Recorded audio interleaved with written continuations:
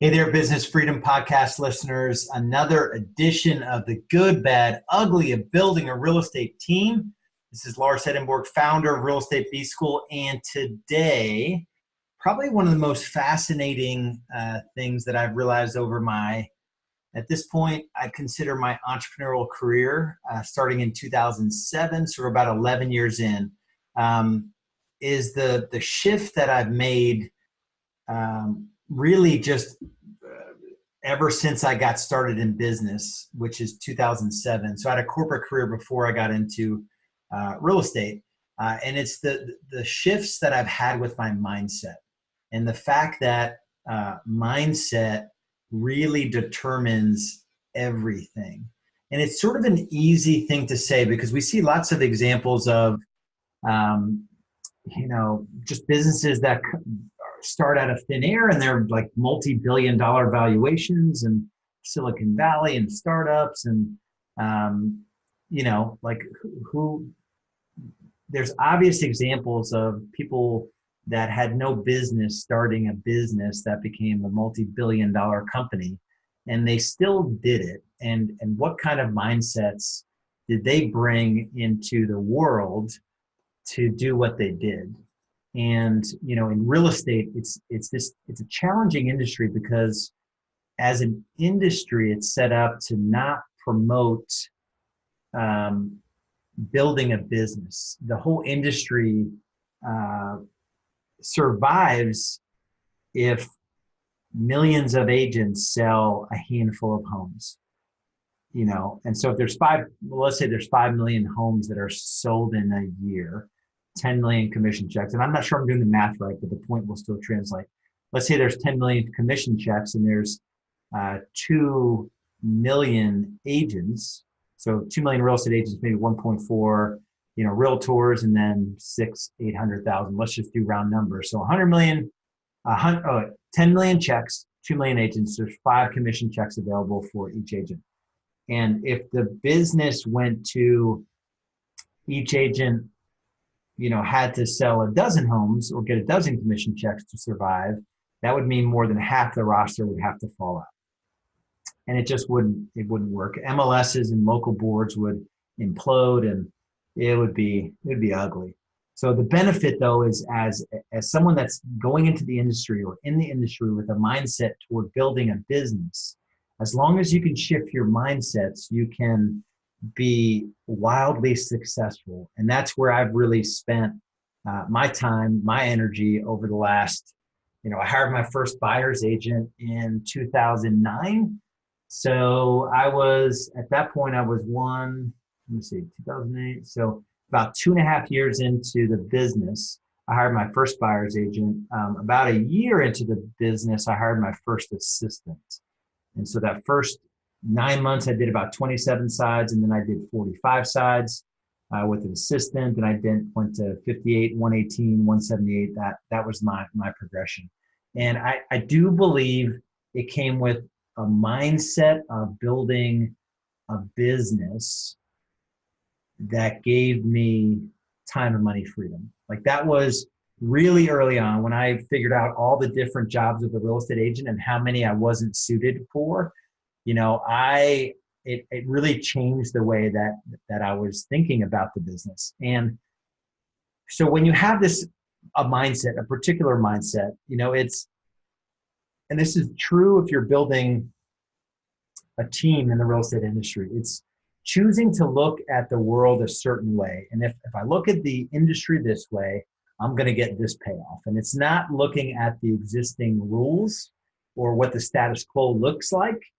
It's just deciding to look at it a certain way and then getting the payoff as a result of looking at it that way. Here's the thing, and especially true in real estate, that the vast majority of real estate agents, or really the general public, don't choose their mindsets. They don't choose their mindsets. And they don't know how their mindsets are restricting or preventing their ambition. So I learned from a coach of mine that your mindsets are directly attached to your ambition. So if you have limiting beliefs or limiting mindsets, your ambition is limited, if that makes sense. And so now that we can sort of view success in the context of mindsets, it becomes a tool that we can use to transform ourselves personally, and our business. And it's, in real estate, we've gotten good at measuring external progress, but we really haven't talked about, and this is in general, we really haven't talked about like how you can measure mindsets and how you can use just an understanding of where you are with a particular mindset and how to move that mindset forward to the next level. And it'll make sense to here in a second. I'm going to attach a couple scorecards in the form of PDFs along with this podcast. So make sure you go to the podcast. Man, what is the name of the podcast? I think it's the businessfreedompodcast.com. I'm like 80% sure that's the website that we chose for you to get the additional resources that I mentioned on the show. The businessfreedompodcast.com. Almost sure that's it. So if it's not, make sure you find us somehow. But now that we can measure these internal mindsets, so how you look at the world with respect to a certain mindset, you can translate that internal mindset to external performance. When I studied under Tony Robbins, he says, change your story, change your life. And so the story that you're telling yourself with respect to a particular mindset, if you could change that story, you will change, it changes everything. So if you jump on the podcast resources, so go to thebusinessfreedompodcast.com, you'll see, I think it's one PDF, but you'll see two versions. There's the Business Freedom Scorecard and then the Personal Freedom Scorecard. And when I created these scorecards, I looked at the 8 mindsets that you need to consider when looking at how your business is going to evolve. And I'm going to go through the 8 mindsets. I'm going to let you print out and download. So download and print out and kind of read through these and score yourself. There's an exercise you'll go through where you'll pick on a scale of 1 to 12 where you fall in these particular mindsets. So number 1 for the Business Freedom Scorecard is strategic focus. Number 2 is implementation of technology. 3, digital presence. 4, new prospect pipeline. 5, new client acquisition. 4, world-class client experience. 6, world-class client experience. 7, cash flow and profitability. And 8, team development. So if you look at these scorecards when you download them, you can also watch the video version of this podcast because we posted on the podcast as well. You can kind of see this there as well. So let me give an example here. Strategic focus. Now, implementation of technology. So the low end of this would be you use little technology in your real estate business. You think the internet is a fad that will pass. Ha ha ha. That's a 1, 2, or a 3. All the way up to the point where you embrace technology as a platform for growth. You're looking for new technologies to fuel growth and ease of business. And so there's this spectrum of the realm of how you view these different mindsets, if that makes sense. And the next one is like a personal freedom scorecard. So the mindsets here that you want to measure yourself on is, number 1 is big ambition. Number 2 is you're always growing. Number 3, no more competition. Number 4, willingness to change. Number 5, perseverance. 6, abundance. 7, expand your freedom. And 8, self-multiplying team. So always growing. The low end of this spectrum would be something like you rely on others for everything. Personal growth is a concept that you will never grasp. And the other end of the spectrum, the transformative area, is you're a lifelong learner. You are constantly educating yourself and applying new ways of thinking to your business and personal life.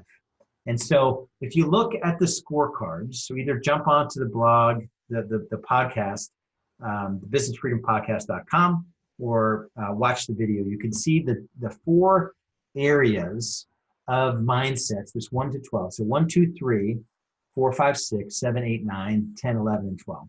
The first category is failure, where you just feel sorry for yourself.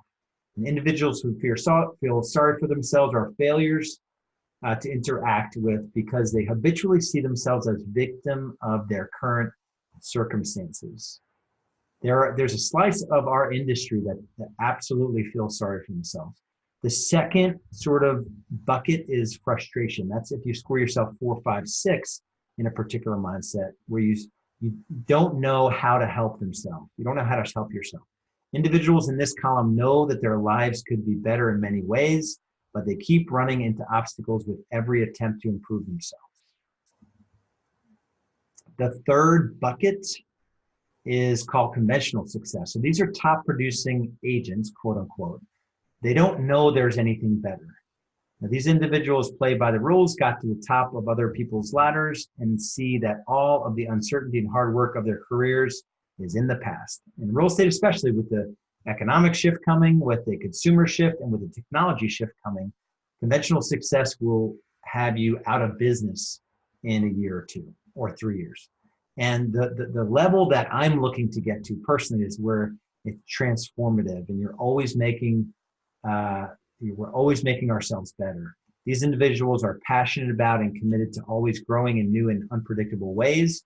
They seek things that are new, better, and different. And so that kind of gives a little bit of an idea. The point here is that you can absolutely measure your mindsets. And there's a professor, Carl Pearson, basically credited with this simple but powerful business reporting law. And he says that which is measured improves, that which is measured and reported improves exponentially. And that's the same with your mindset. Dan Sullivan, a coach of mine, this whole concept of mindsets and scoring yourself, this is something that I got directly from the work that I did with him. And every 90 days, we would score ourselves on this. It was an entrepreneurial mindset scorecard. And that's what drove me to develop the personal freedom scorecard and the business freedom scorecard, where basically every 90 days I would score myself, and I'm asking you to do the same.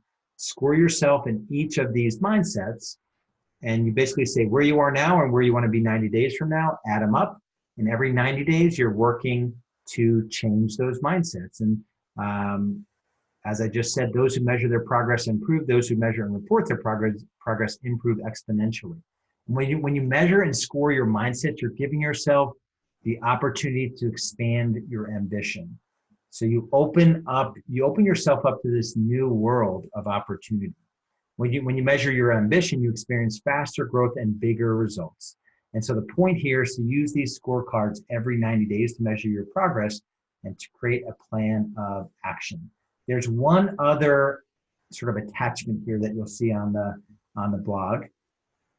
thebusinessfreedompodcast.com, hopefully that's the right website, is basically a very simple, in each of these areas, business freedom scorecard and personal freedom scorecard, I want you to pick 2 mindsets in each that you want to strengthen over the next 90 days.